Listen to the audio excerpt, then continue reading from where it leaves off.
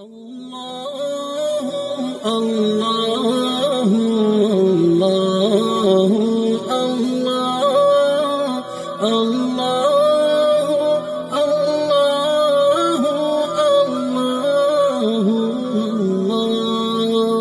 اللہ اللہ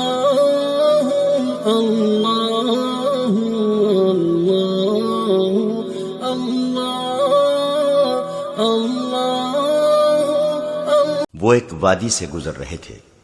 انہیں کسی عورت کی آہوزاری سنائی دی، مردانہ آوازیں بھی سنائی دی۔ ان سے صاف پتہ چلتا تھا کہ لڑکی پر زبردستی کی جا رہی ہے۔ ایک شتر سوار اترا اور اس چٹان پر چڑھ گیا جس کی دوسری طرف سے آوازیں آ رہی تھیں۔ اس نے چھپ کر دیکھا، ادھر 4 گھوڑے کھڑے تھے اور 4 آدمی بھی تھے، چاروں سوڈانی حبشی تھے۔ ایک بڑی ہی خوبصورت لڑکی تھی جو دوڑی جا رہی تھی۔ ایک حبشی نے اسے پکڑ لیا اور اسے بازوؤں میں دبوچ کر اٹھا لیا اور اسے اپنے ساتھیوں کے درمیان کھڑا کر کے اس کے سامنے گھٹنوں کے بل ہو گیا۔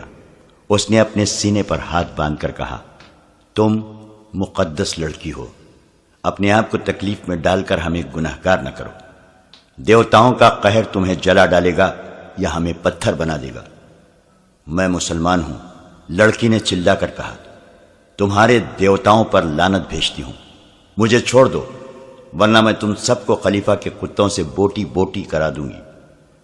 تم اب خلیفہ کی ملکیت نہیں، ایک حبشی نے اس سے کہا، اب تم اس دیوتا کی ملکیت ہو جس کے ہاتھ میں آسمان کی بجلیوں کا قہر، ناگوں کا زہر اور شیروں کی طاقت ہے۔ اس نے تمہیں پسند کر لیا ہے، اب جو کوئی تمہیں اس سے چھیننے کی کوشش کرے گا اسے صحرا کی ریت جلا کر راکھ کر دے گی۔ ایک حبشی نے دوسرے سے کہا، میں نے تمہیں کہا تھا کہ یہاں نہ رکو مگر تم آرام کرنا چاہتے تھے، اسے بندھا ہوا لے چلتے اور شام سے پہلے پہلے منزل پر پہنچ جاتے۔ کیا ہمارے گھوڑے تھک نہیں گئے تھے؟ حبشی نے جواب دیا، ہم ساری رات کے جاگے ہوئے نہیں تھے، اسے پھر باندھ لو اور چلو۔ اس نے لڑکی کو دبوچ لیا، اچانک اس کی پیٹھ میں ایک تیر اتر گیا، اس کی گرفت لڑکی سے ڈھیلی ہو گئی۔ لڑکی اسے دھکا دے کر بھاگنے لگی تو دوسرے آدمی نے اسے پکڑ کر گھسیٹا اور گھوڑوں کی اوٹ میں ہو گیا۔ ایک اور تیر آیا، ایک آدمی کی گردن میں لگا اور وہ آدمی بری طرح تڑپنے لگا۔ جس آدمی نے لڑکی کو پکڑا تھا وہ گھوڑے کی باک پکڑ کر لڑکی اور گھوڑے کو نشیبی جگہ لے گیا جو بالکل قریب تھی۔ ایک حبشی اور بھی رہ گیا تھا، وہ بھی دوڑ کر نشیب میں اتر گیا۔ یہ تیر اس شتر سوار سنتری نے چلائے تھے جو چٹان پر چڑھ گیا تھا۔ اس نے بعد میں جو بیان دیا اس میں اس نے کہا تھا کہ وہ دیوتاؤں کے نام سے ڈر گیا تھا، لیکن لڑکی نے جب یہ کہا کہ میں مسلمان ہوں اور میں دیوتاؤں پر لعنت بھیجتی ہوں تو سنتری کا ایمان بیدار ہو گیا۔ لڑکی نے جب خلیفہ کا نام لیا تو سنتری سمجھ گیا کہ یہ حرم کی لڑکی ہے۔ اس کا لباس، اس کی شکل و صورت اور اس کی ڈیل ڈول بتا رہی تھی کہ یہ معمولی درجے کی لڑکی نہیں، اسے اغوا کیا جا رہا ہے اور اسے سوڈان میں لے جا کر فروخت کیا جائے گا۔ سنتری کو یہ معلوم تھا کہ تھوڑے دنوں بعد سوڈانی حبشیوں کا ایک میلہ لگنے والا ہے جس میں لڑکیوں کی خرید و فروخت ہوتی ہے۔ فوج کو سلطان ایوبی نے یہ حکم دے رکھا تھا کہ عورت کی عزت کی حفاظت کی جائے گی۔ ایک عورت کی عزت کو بچانے کے لیے 1 درجن آدمیوں کے قتل کی بھی اجازت تھی۔ سنتری نے یہ ساری باتیں سامنے رکھ کر فیصلہ کر لیا کہ اس لڑکی کو بچانا ہے۔ اس نے 2 تیر چلائے اور 2 حبشی مار ڈالے۔ اس نے غلطی یہ کی کہ باقی 2 حبشیوں کو پکڑنے کے لیے نیچے اتر آیا، اپنے اونٹ پر سوار ہوا اور اپنے ساتھیوں کو بتایا کہ بردہ فروشوں کا تعاقب کرنا چاہیے۔ وہ تینوں اونٹوں کو دوڑاتے دوسری طرف گئے مگر انہیں چٹان کا چکر کاٹ کر جانا پڑا۔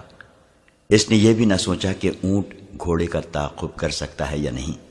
ان تینوں میں سے تیر کمان صرف اسی سنتری کے پاس تھا، باقی 2 کے پاس برچیاں اور تلواریں تھیں۔ وہ جب اس جگہ پہنچے جہاں لڑکی اور حبشیوں کو دیکھا گیا تھا تو وہاں 2 لاشوں کے سوا کچھ بھی نہ تھا۔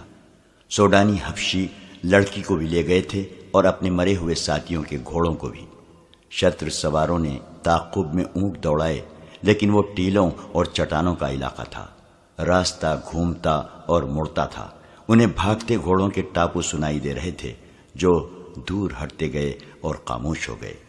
شتر سواروں نے دونوں لاشیں اونٹوں پر لادیں اور واپس آ گئے۔ انہیں معلوم تھا کہ یہ لاشیں کس کی ہیں۔ یہ عام قسم کے بردہ فروشوں کی بھی ہو سکتی تھیں۔ انہیں اٹھا لانا ضروری نہ تھا، لیکن لڑکی خلیفہ کی معلوم ہوتی تھی، اس لیے لاشیں اٹھانا ضروری سمجھا گیا تاکہ یہ معلوم ہو سکے کہ اغوا کرنے والے کون ہیں۔ صلاح الدین ایوبی پریشانی اور غصے کے عالم میں ٹہل رہا تھا۔ کمرے میں اس کے مشیر اور معتمد بیٹھے تھے، یہ اس کے دوست بھی تھے۔ وہ سر جھکائے بیٹھے تھے۔ سلطان ایوبی اپنے آپ کو ہمیشہ قابو میں رکھتا تھا۔ وہ کبھی جذباتی نہیں ہوا تھا، غصہ پی جایا کرتا تھا اور ذہن کو پوری طرح قابو میں رکھ کر سوچا اور فیصلہ کیا کرتا تھا۔ ایسے حالات نے بھی اسے آزمایا تھا جن میں جابر جنگجو بھی ہتھیار ڈال دیا کرتے تھے۔ وہ محاصروں میں بھی لڑا تھا اور اس حال میں بھی محاصرے میں رہا تھا کہ اس کے سپاہیوں کے حوصلے ٹوٹ گئے تھے۔ قلعے میں کھانے پینے کے لیے بھی کچھ نہ رہا تھا اور سپاہیوں کے ترکش بھی خالی ہو گئے تھے۔ اس کے سپاہی اس انتظار میں تھے کہ وہ ہتھیار ڈال کر انہیں اس اذیت اور موت سے بچا لے گا، لیکن سلطان ایوبی نے صرف اپنا حوصلہ ہی مضبوط نہ رکھا بلکہ سپاہیوں میں بھی نئی روح پھونک دی۔ مگر اس روز سلطان ایوبی کو اپنے آپ پر قابو نہیں رہا تھا۔ چہرے پر غصہ بھی تھا، گھبراہٹ بھی۔ یہی وجہ تھی کہ سب خاموش بیٹھے تھے۔ آج پہلی بار میرا دماغ میرا ساتھ چھوڑ گیا ہے، اس نے کہا۔ کیا یہ ممکن نہیں کہ آپ خلیفہ کے اس پیغام کو نظر انداز کر دیں؟ اس کے نائب سالار الناصر نے کہا۔ میں اسی کوشش میں مصروف ہوں، سلطان ایوبی نے کہا، لیکن الزام کی نوعیت دیکھو جو مجھ پر عائد کیا گیا ہے۔ میں نے اس کے حرم کی ایک لڑکی اغوا کروائی ہے۔ استغفر اللہ، اللہ مجھے معاف کرے، اس نے میری توہین میں کوئی کسر نہیں چھوڑی۔ پیغام بلکہ دھمکی قاصد کی زبانی بھیجی ہے۔ وہ مجھے بلا لیا ہوتا، میرے ساتھ براہ راست بات کرتا۔ میں پھر بھی یہی مشورہ دوں گا کہ آپ اپنے آپ کو ٹھنڈا کیجیے، بہاؤالدین شداد نے کہا۔ میں سوچ یہ رہا ہوں، کیا واقعی حرم سے کوئی لڑکی اغوا ہوئی ہے؟ سلطان ایوبی نے کہا۔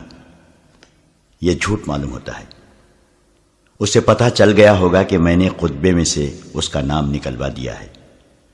اس کے جواب میں اس نے مجھ پر یہ الزام لگا کر کہ میں نے اس کے حرم کی ایک لڑکی اغوا کرائی ہے، انتقام لینے کی کوشش کی ہے۔ سلطان ایوبی نے عیسیٰ الحکاری فقیہ سے کہا، ایک حکم نامہ مصر کی تمام مسجدوں کے نام جاری کر دو کہ آئندہ کسی مسجد میں خطبے میں خلیفہ کا ذکر نہیں کیا جائے گا۔ آپ اس کے ہاں چلے جائیں اور اس سے بات کریں، الناصر نے کہا۔ اسے صاف الفاظ میں بتا دیں کہ خلیفہ قوم کی عزت کا نشان ہوتا ہے، لیکن اس کا حکم نہیں چل سکتا، خصوصاً اس صورتحال میں جب حالات جنگی ہیں اور دشمن کا خطرہ باہر سے بھی ہے اور اندر سے بھی موجود ہے۔ میں تو یہاں تک مشورہ دوں گا کہ اس کے محافظ دستے کی نفری کم کر دیں، سوڈانی حبشیوں کی جگہ مصری دستہ رکھیں اور اس کے محل کے اخراجات کم کریں۔ میں اس کے نتائج سے آگاہ ہوں۔ ہمیں مقابلہ کرنا ہی پڑے گا، ہمیں اللہ پر بھروسہ رکھنا چاہیے۔ میں نے ہمیشہ اپنے اللہ پر بھروسہ کیا ہے، سلطان ایوبی نے کہا۔ خدائے ذوالجلال مجھے اس ذلت سے بھی بچا لے گا۔ دربار اندر آیا، سب نے اس کی طرف دیکھا۔ اس نے کہا، صحرا کے گشتی دستے کا کماندار اپنے 3 سپاہیوں کے ساتھ آیا ہے، وہ 2 سوڈانیوں کی لاشیں لائے ہیں۔ سب نے دربان کی مداخلت کو اچھی نظر سے نہ دیکھا۔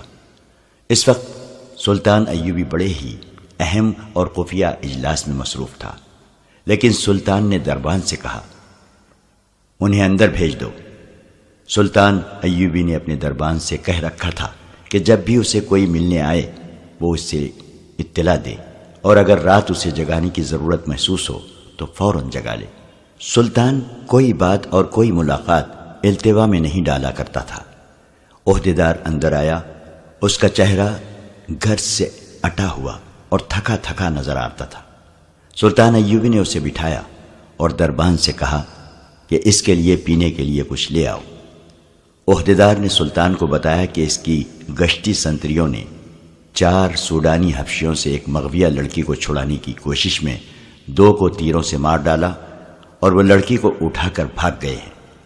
عہدیدار نے بتایا کہ سنتریوں کے بیان کے مطابق لڑکی خانہ بدوش یا کسی عام گھرانے کی نہیں تھی، وہ بہت ہی امیر لگتی تھی اور اس نے کہا تھا کہ وہ خلیفہ کی ملکیت ہے۔ معلوم ہوتا ہے، سلطان ایوبی نے کہا، خدائے ذوالجلال میری مدد کو آ گیا ہے۔ وہ باہر نکل گیا۔ کمرے میں بیٹھے ہوئے سب حاکم اس کے پیچھے چلے گئے۔ باہر زمین پر 2 لاشیں پڑی تھیں۔ ایک لاش پیٹ کے بل تھی، اس کی پیٹھ میں تیر اترا ہوا تھا۔ دوسری لاش کی گردن میں تیر پیوست تھا۔ پاس 3 سپاہی کھڑے تھے۔ انہوں نے امیر مصر کو، جو ان کا سالار اعلیٰ بھی تھا، شاید پہلی بار دیکھا تھا۔ وہ فوجی انداز سے سلام کر کے پرے ہٹ گئے۔ سلطان ایوبی نے ان کے سلام کا صرف جواب ہی نہیں دیا، بلکہ ان سے ہاتھ ملایا اور کہا، یہ شکار کہاں سے مار لائے ہو مومنو؟ اس سنتری نے جس نے چٹان سے تیر چلا کر 2 آدمیوں کو مارا تھا، سلطان ایوبی کو سارا واقعہ پوری تفصیل سے سنا دیا۔ کیا یہ ممکن ہو سکتا ہے کہ وہ لڑکی خلیفہ کی ہی داشتہ ہو؟ سلطان ایوبی نے اپنے مشیروں سے پوچھا۔ معلوم یہی ہوتا ہے، علی بن سفیان نے کہا۔ ان کے خنجر دیکھیے۔ اس نے 2 خنجر سلطان ایوبی کو دکھائے۔ جس وقت سپاہی واقعہ سنا رہا تھا، علی بن سفیان لاشوں کی تلاشی لے رہا تھا۔ انہوں نے سوڈان کا قبائلی لباس پہن رکھا تھا۔ کپڑوں کے اندر ان کے کمر بند تھے، جن کے ساتھ ایک خنجر تھا۔ یہ خلیفہ کے حفاظتی دستے کے خاص ساخت کے خنجر تھے۔ ان کے دستوں پر قصر خلافت کی مہریں لگی ہوئی تھیں۔ علی بن سفیان نے کہا، اگر انہوں نے یہ خنجر چوری نہیں کیے تو یہ دونوں قصر خلافت کے حفاظتی دستے کے سپاہی ہیں۔ یہ کہا جا سکتا ہے کہ لڑکی وہی ہے جو خلیفہ کے حرم سے اغوا ہوئی ہے، اور اغوا کرنے والے خلیفہ کے محافظوں میں سے ہیں۔ لاشیں اٹھاؤ اور خلیفہ کے پاس لے چلو، سلطان ایوبی نے کہا۔ پہلے یقین کر لیا جائے کہ یہ واقعی خلیفہ کے محافظوں میں سے ہیں، علی بن سفیان نے کہا، اور وہاں سے چلا گیا۔ زیادہ وقت نہیں گزرا تھا کہ علی بن سفیان کے ساتھ قصر خلافت کا ایک کماندار آ گیا۔ اسے دونوں لاشیں دکھائی گئیں۔ اس نے فوراً پہچان لیا اور کہا، یہ دونوں محافظ دستے کے سپاہی ہیں، گزشتہ 3 روز سے چھٹی پر تھے۔ ان کی چھٹی 7 دن رہتی تھی۔ کوئی اور سپاہی بھی چھٹی پر ہے؟ سلطان ایوبی نے پوچھا۔ 2 اور ہیں۔ کیا وہ ان کے ساتھ چھٹی پر گئے تھے؟ اکٹھے گئے تھے، کماندار نے جواب دیا، اور ایک ایسا انکشاف کیا جس نے سب کو چونکا دیا۔ اس نے کہا، یہ سوڈان کے ایسے قبیلے سے تعلق رکھتے ہیں جو خون خواری میں مشہور ہے۔ ان میں فرعونوں کے وقت کی کچھ رسمیں چلی آ رہی ہیں۔ یہ قبیلہ ہر 3 سال بعد ایک جشن مناتا ہے۔ یہ ایک میلہ ہوتا ہے جو 3 دن اور 3 راتیں رہتا ہے۔ دن ایسے مقرر کرتے ہیں کہ چوتھی رات چاند پورا ہوتا ہے۔ میلے میں وہ لوگ بھی جاتے ہیں جن کا اس قبیلے کے ساتھ کوئی تعلق نہیں ہوتا، وہ صرف عیاشی کے لیے جاتے ہیں۔ میلے میں لڑکیوں کی خرید و فروخت کے لیے باقاعدہ منڈی لگتی ہے۔ اس میلے سے 1 ماہ پہلے ارد گرد بلکہ قاہرہ تک کے لوگ جن کی بیٹیاں جوان ہو گئی ہوں ہوشیار اور چوکس ہو جاتے ہیں۔ وہ لڑکیوں کو باہر نہیں جانے دیتے۔ ان دنوں خانہ بدوش بھی اس علاقے سے دور چلے جاتے ہیں۔ لڑکیاں اغوا ہوتی ہیں اور اس میلے میں فروخت ہو جاتی ہیں۔ یہ چاروں سوڈانی اسی میلے کے لیے چھٹی پر گئے ہوئے تھے۔ میلہ 3 روز بعد شروع ہو رہا ہے۔ کیا ان کے متعلق یہ کہا جا سکتا ہے کہ خلیفہ کے حرم کی لڑکی انہوں نے اغوا کی ہوگی؟ علی بن سفیان نے پوچھا۔ میں یقین کے ساتھ نہیں کہہ سکتا، کماندار نے جواب دیا۔ یہ کہہ سکتا ہوں کہ ان دنوں میں اس قبیلے کے لوگ جان کا خطرہ مول لے کر بھی لڑکیاں اغوا کرنے کی کوشش کرتے ہیں، اور یہ خونخوار اتنے ہیں کہ اگر کسی لڑکی کے وارث میلے میں چلے جائیں اور اپنی لڑکی لینے کی کوشش کریں تو انہیں قتل کر دیا جاتا ہے۔ لڑکیوں کے گاہکوں میں مصر کے امیر، وزیر اور حاکم بھی ہوتے ہیں۔ میلے میں ایسے عارضی قہبہ خانے کھل جاتے ہیں جہاں جوا، شراب اور عورت کے شیدائی دولت لٹاتے ہیں۔ اس جشن کی آخری رات بڑی پراسرار ہوتی ہے۔ کسی خفیہ جگہ ایک نوجوان اور غیر معمولی طور پر حسین لڑکی کو قربان کیا جاتا ہے۔ یہ کسی کو بھی معلوم نہیں کہ لڑکی کو کہاں اور کس طرح قربان کیا جاتا ہے۔ یہ کام ان کا ایک مذہبی پیشوا، جسے حبشی خدا بھی کہتے ہیں، کرتا ہے۔ ان کے ساتھ بہت تھوڑے سے خاص آدمی اور 4-5 لڑکیاں ہوتی ہیں۔ لوگوں کو لڑکی کا کٹا ہوا سر اور خون دکھایا جاتا ہے، جسے دیکھ کر یہ قبیلہ پاگلوں کی طرح ناشتہ اور شراب پیتا ہے۔ خلیفہ نے محافظ دستے کا ناک میں دم کر رکھا تھا۔ تمام تر محافظ دستہ دھوپ میں کھڑا تھا۔ سورج غروب ہونے میں کچھ دیر باقی تھی۔ اس دستے کو صبح کھڑا کیا گیا تھا۔ کمانداروں اور عہدیداروں کو بھی کھانے کی اجازت دی گئی تھی، نہ پانی کی۔ جب رجب بار بار آتا اور اعلان کرتا تھا کہ لڑکی محافظوں کی مدد کے بغیر اغوا نہیں کی جا سکتی تھی۔ جس کسی نے اغوا میں مدد دی ہے وہ سامنے آ جائے، ورنہ تمہیں یہیں بھوکا اور پیاسا مار دیا جائے گا۔ اگر لڑکی خود باہر گئی ہوتی تو تم میں سے کسی نہ کسی نے ضرور دیکھی ہوتی۔ ان دھمکیوں کا کچھ اثر نہیں ہو رہا تھا۔ سب کہتے تھے کہ وہ بے گناہ ہیں۔ خلیفہ رجب کو ٹکنے نہیں دے رہا تھا۔ اس نے رجب سے کہتا تھا، مجھے لڑکی کا افسوس نہیں، پریشانی یہ ہے کہ جو اتنے کڑے پہرے سے لڑکی کو اغوا کر سکتے ہیں وہ مجھے بھی قتل کر سکتے ہیں۔ مجھے یہ ثبوت چاہیے کہ لڑکی کو صلاح الدین ایوبی نے اغوا کرایا ہے۔ رجب نے ہی اغوا کا بہتان سلطان ایوبی کے سر تھوپا تھا، مگر خلیفہ اسے کہہ رہا تھا کہ ثبوت لاؤ۔ رجب ثبوت کہاں سے لاتا؟ اس کی جان پر بن گئی تھی۔ وہ ایک بار پھر محافظ دستے کے سامنے گیا۔ غصے سے وہ باولا ہوا جا رہا تھا۔ وہ کئی بار دی ہوئی دھمکی ایک بار پھر دینے ہی لگا تھا کہ دروازے پر کھڑے سنتریوں نے دروازے کھول دیے اور اعلان کیا، امیر مصر تشریف لا رہے ہیں۔ بڑے دروازے میں سلطان ایوبی کا گھوڑا داخل ہوا۔ اس کے آگے 2 محافظ سواروں کے گھوڑے تھے، 8 سوار پیچھے تھے، ایک دائیں اور ایک بائیں تھا۔ ان کے پیچھے سلطان ایوبی کے حاکم اور مشیر تھے۔ ان میں علی بن سفیان بھی تھا۔ رجب نے خلیفہ کو اطلاع بھیج دی کہ سلطان صلاح الدین ایوبی آیا ہے۔ سب نے دیکھا کہ سلطان ایوبی کے اس جلوس کے پیچھے 4 پہیوں والی ایک گاڑی تھی، جس کے آگے 2 گھوڑے جٹے ہوئے تھے۔ گاڑی پر 2 لاشیں پڑی تھی، ایک سیدھی دوسری الٹی۔ تیر ابھی تک لاشوں میں اترے ہوئے تھے۔ ان لاشوں کے ساتھ وہ 3 چتر سوار تھے جنہوں نے ان حبشیوں کو مارا تھا۔ خلیفہ باہر آ گیا۔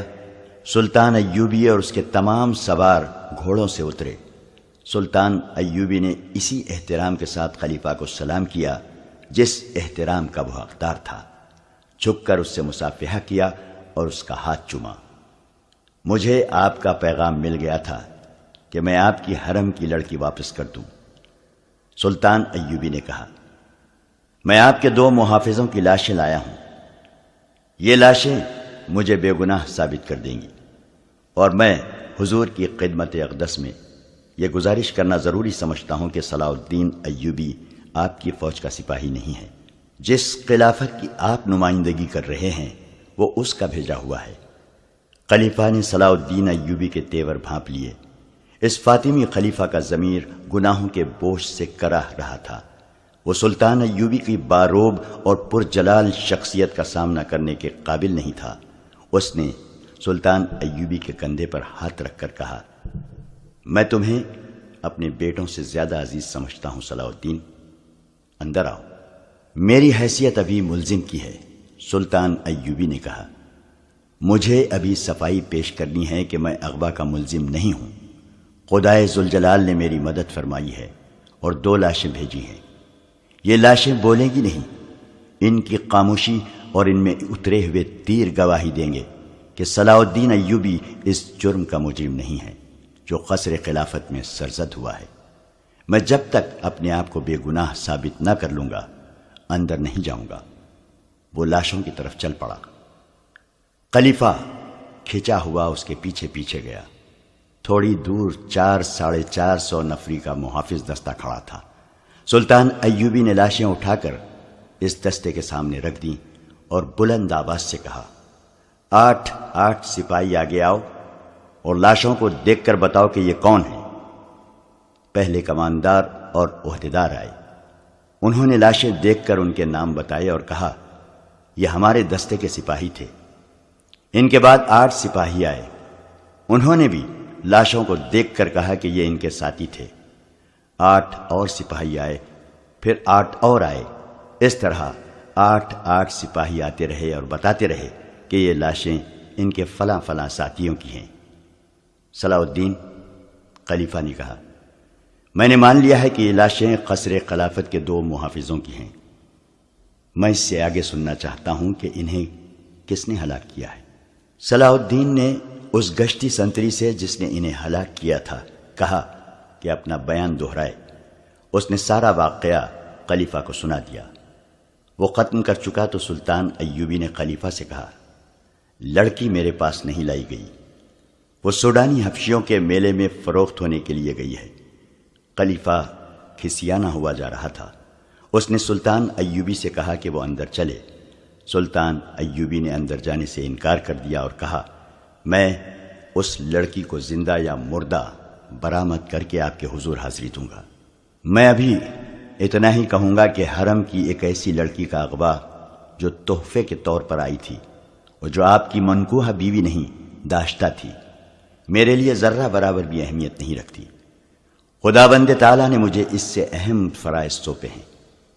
میری پریشانی یہ نہیں کہ ایک لڑکی اغوا ہو گئی ہے، خلیفہ نے کہا، اصل پریشانی یہ ہے کہ اس طرح لڑکیاں اغوا ہونے لگیں تو ملک میں قانون کا کیا حشر ہوگا، اور میری پریشانی یہ ہے کہ سلطنت اسلامیہ اغوا ہو رہی ہے۔ سلطان ایوبی نے کہا، آپ زیادہ پریشان نہ ہوں، میرا شعبہ سراغ رسانی لڑکی کو برآمد کرنے کی پوری کوشش کرے گا۔ خلیفہ سلطان ایوبی کو ذرا سا پرے لے گیا اور کہا، صلاح الدین، میں ایک عرصے سے دیکھ رہا ہوں کہ تم مجھ سے کھچے کھچے رہتے ہو۔ میں نجم الدین ایوب سلطان ایوبی کے والد محترم کا بہت احترام کرتا ہوں، مگر تمہارے دل میں میرے لیے ذرہ برابر بھی احترام نہیں ہے، اور مجھے آج بتایا گیا ہے کہ جامع مسجد کے خطیب امیر العالم نے یہ گستاخی کی ہے کہ خطبے سے میرا نام ہٹا دیا ہے۔ مجھے رجب نے بتایا ہے کہ میں اسے اس گستاخی کی سزا دے سکتا ہوں۔ میں تم سے پوچھنا چاہتا ہوں کہ اس نے تمہاری شے پر تو ایسا نہیں کیا؟ میری شے پر نہیں، میرے حکم پر اس نے خلیفہ کا نام خطبے سے حذف کیا ہے۔ سلطان ایوبی نے کہا، صرف آپ کا نام نہیں بلکہ ہر اس خلیفہ کا نام خطبے سے ہٹا دیا گیا ہے جو آپ کے بعد آئے گا اور جو اس کے بعد آئے گا۔ کیا یہ حکم فاطمی خلافت کو کمزور کرنے کے لیے جاری کیا گیا ہے؟ خلیفہ نے پوچھا۔ مجھے شک ہے کہ یہاں عباسی خلافت لائی جا رہی ہے۔ حضور بہت بوڑھے ہو گئے ہیں، سلطان ایوبی نے کہا۔ قرآن نے شراب کو اسی لیے حرام کہا ہے کہ اس سے دماغ معوف ہو جاتا ہے۔ سلطان نے ذرا سوچ کر کہا، میں نے فیصلہ کیا ہے کہ کل سے آپ کے محافظ دستے میں رد و بدل ہوگا اور رجب کو میں واپس لے کر آپ کو نیا کماندار دوں گا، لیکن میں رجب کو یہاں رکھنا چاہتا ہوں۔ خلیفہ نے کہا، میں حضور سے درخواست کرتا ہوں کہ فوجی معاملات میں دخل دینے کی کوشش نہ کریں۔ سلطان ایوبی نے کہا اور علی بن سفیان کی طرف متوجہ ہوا جو 5 حبشی محافظوں کو ساتھ لیے آ رہا تھا۔ یہ 5 اسی قبیلے سے تعلق رکھتے ہیں۔ علی بن سفیان نے کہا، میں نے اس دستے سے مخاطب ہو کر کہا کہ اس قبیلے کے کوئی آدمی یہاں ہوں تو باہر آ جائیں۔ یہ 5 صفوں سے باہر آ گئے۔ ان کے متعلق مجھے ان کے کماندار نے بتایا ہے کہ پرسوں سے چھٹی پر جا رہے تھے۔ میں انہیں اپنے ساتھ لے جا رہا ہوں، لڑکی کے اغوا میں ان کا ہاتھ ہو سکتا ہے۔ صلاح الدین نے رجب کو بلا کر کہا، کل یہاں دوسرا کماندار آ رہا ہے، آپ میرے پاس آ جائیں گے۔ میں آپ کو منجنیقوں کی کمان دینا چاہتا ہوں۔ رجب کے چہرے کا رنگ بدل گیا۔ ام ارارہ کو گھوڑے پر ڈالے ہوئے جب وہ 2 حبشی اتنی دور نکل گئے جہاں انہیں تعاقب کا خطرہ نہ رہا تو انہوں نے گھوڑے روک دیے۔ لڑکی ایک بار پھر آزاد ہونے کو تڑپنے لگی۔ حبشیوں نے اس سے کہا، اس کا تڑپنا بیکار ہے، اب اگر اسے وہ آزاد بھی کر دیں تو وہ اس ریگستان سے زندہ نہیں نکل سکے گی۔ انہوں نے یہ بھی کہا کہ وہ اسے بے آبرو نہیں کرنا چاہتے، اگر ان کی نیت ایسی ہوتی تو وہ اس کے ساتھ وحشیوں جیسا سلوک کر چکے ہوتے۔ ارارہ حیران تھی کہ انہوں نے اسے چھیڑا تک نہیں تھا۔ انہیں تو جیسے احساس ہی نہیں تھا کہ اتنی دلکش لڑکی ان کے رحم و کرم پر ہے۔ ان میں سے ایک نے جو مارا جا چکا تھا، مرنے سے پہلے اس کے سامنے گھٹنوں کے بل بیٹھ کر التجا کی تھی کہ وہ تڑپ تڑپ کر اپنے آپ کو اذیت میں نہ ڈالے۔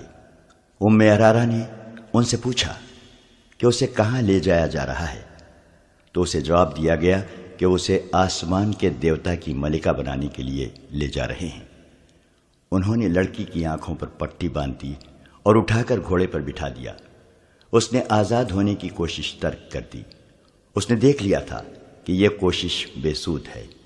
گھوڑے چل پڑے اور ارارہ ایک حبشی کے آگے گھوڑے پر بیٹھی ہچکولے کھاتی رہی۔ ایک جگہ رک کر اس کے منہ میں پانی ڈالا گیا اور گھوڑے چل پڑے۔ بہت دیر بعد خنکی سے ارارہ نے محسوس کیا کہ رات ہو گئی ہے۔ گھوڑے رک گئے۔ اس وقت تک اس نازک لڑکی کا جسم مسلسل گھوڑ سواری سے ٹوٹ چکا تھا۔ دہشت سے اس کا دماغ بیکار ہو گیا تھا۔ اسے گھوڑے رکتے ہی اپنے ارد گرد 3-4 مردوں اور 3 عورتوں کی ملی جلی آوازیں سنائی دینے لگیں۔ یہ زبان اس کی سمجھ سے بالا تھی۔ یہی حبشی راستے میں اس کے ساتھ عربی زبان میں باتیں کرتے تھے۔ ان کا لہجہ عربی نہیں تھا۔ ابھی اس کی آنکھوں سے پٹی نہیں کھولی گئی تھی۔ اس کی تو جیسے زبان بھی بند ہو گئی تھی۔ اسے کسی نے اٹھا کر کسی نرم چیز پر بٹھا دیا۔ یہ پالکی تھی۔ پالکی اوپر کو اٹھی اور اس کا یہ ایک نیا سفر شروع ہو گیا۔ اس کے ساتھ ہی دف کی ہلکی ہلکی گوجدار تھاپ سنائی دینے لگی اور عورتیں گانے لگیں۔ اس گانے کے الفاظ تو وہ سمجھ نہ سکتی تھی۔ اس کی لے میں جادو کا اثر تھا۔ یہ اثر ایسا تھا جس نے ارارہ کے خوف میں اضافہ کر دیا، لیکن اس خوف میں ایسا تاثر بھی پیدا ہونے لگا جیسے اس پر نشہ یا خمار طاری ہو رہا ہو۔ رات کی خنکی خمار میں لذت سی پیدا کر رہی تھی۔ ارارہ نے یہ چاہتے ہوئے کہ وہ پالکی سے کود جائے اور بھاگ اٹھے اور یہ لوگ اسے جان سے مار دیں، اس نے ایسی جرأت نہ کی۔ وہ محسوس کر رہی تھی کہ وہ ان انسانوں کے قبضے میں نہیں بلکہ کوئی اور ہی طاقت ہے جس نے اس پر قابو پا لیا ہے، اور اب وہ اپنی مرضی سے کوئی حرکت نہیں کر سکے گی۔ وہ محسوس کرنے لگی کہ پالکی بردار سیڑھیاں چڑھ رہے ہیں۔ وہ چڑھتے گئے۔ کم و بیش 30 سیڑھیاں چڑھ کر وہ ہموار چلنے لگے اور چند قدم چل کر رک گئے۔ پالکی زمین پر رکھ دی گئی۔ ارارہ کی آنکھوں سے پٹی کھول کر کسی نے اس کی آنکھوں پر ہاتھ رکھ لیے۔ تھوڑی دیر بعد ان ہاتھوں کی انگلیاں کھلنے لگیں اور لڑکی کو روشنیاں دکھائی دینے لگیں۔ آہستہ آہستہ ہاتھ اس کی آنکھوں سے ہٹ گئے۔ وہ ایک ایسی عمارت میں کھڑی تھی جو ہزاروں سال پرانی نظر آتی تھی۔ گول ستون اوپر تک چلے گئے تھے۔ ایک وسیع ہال تھا جس پر فرش روشنیوں میں چمک رہا تھا۔ دیواروں کے ساتھ ڈنڈے سے لگے ہوئے تھے اور ڈنڈوں کے سروں پر مشلوں کے شعلے تھے۔ اندر کی فضا میں ایسی خوشبو تھی جس کی مہک اس کے لیے نئی تھی۔ دف کی ہلکی ہلکی تھاپ اور عورتوں کا گیت اسے سنائی دے رہا تھا۔ یہ تھاپ اور یہ لے حال میں ایسی گونج پیدا کر رہی تھی جس میں خواب کا تاثر تھا۔ اس نے سامنے دیکھا، ایک چبوترا تھا جس کی 8-10 سیڑھیاں تھیں۔ چبوترے پر پتھر کے بت کا منہ اور سر تھا۔ اس کی ٹھوڈی کے نیچے تھوڑی سی گردن تھی۔ تھوڑی سی ماتھے تک یہ پتھر کا چہرہ قداور انسان سے بھی 1.5-2 فٹ اونچا تھا۔ منہ کھلا ہوا تھا جو اتنا چوڑا تھا کہ ایک آدمی ذرا سا جھک کر اس میں داخل ہو سکتا تھا۔ منہ میں سفید دانت بھی تھے۔ یوں لگتا تھا جیسے یہ چہرہ قہقہے لگا رہا ہو۔ اس کے دونوں کانوں سے ڈنڈے نکلے ہوئے تھے جن کے باہر والے سروں پر مشعلیں جل رہی تھیں۔ اچانک اس کی آنکھیں جو کم و بیش گز گز بھر چوڑی تھیں چمکنے لگیں۔ ان میں روشنی پھوٹنے لگی۔ عورتوں کے گیت کی لے بدل گئی۔ دف کی تھاپ میں جوش پیدا ہو گیا، پتھر کے منہ کے اندر روشنی ہو گئی۔ لمبے لمبے سفید چوکے پہنے ہوئے 2 آدمی جھک کر منہ سے باہر آئے۔ منہ کے آگے 3 سیڑھیاں تھیں۔ ان آدمیوں کے رنگ سیاہ اور سروں پر پرندوں کے لمبے لمبے رنگا رنگ پر بندھے ہوئے تھے۔ منہ سے باہر آ کر ایک دائیں طرف اور ایک بائیں طرف کھڑا ہو گیا۔ مان بعد پتھر کے منہ میں ایک اور آدمی نمودار ہوا، وہ بھی جھک کر باہر آیا۔ وہ ذرا بوڑھا لگتا تھا، اس کا چوغا سرخ رنگ کا تھا اور اس کے سر پر تاج تھا، ایک سانپ جو مصنوعی تھا۔